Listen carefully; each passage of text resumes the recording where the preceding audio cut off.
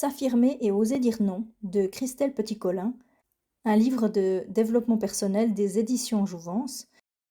Il est impossible de ne jamais dire non. Beaucoup de gens détestent et redoutent les conflits. Que ne feraient pas ces personnes pour éviter une dispute? Fuir, louvoyer, s'excuser, capituler dans le seul but d'arrondir les angles. Elles sont persuadées que les conflits signent l'échec de la relation et que la vie en société nécessite beaucoup de concessions. Pourtant, la vie elle-même leur démontre régulièrement que chaque concession faite dans le but d'éviter un conflit les aigrit progressivement.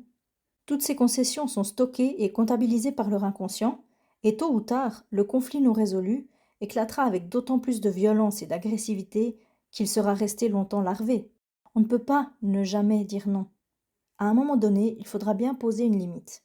Et en attendant, si ce n'est pas aux autres qu'on dit non, c'est à soi-même, au respect de soi, de ses besoins, de ses envies, de ses propres limites.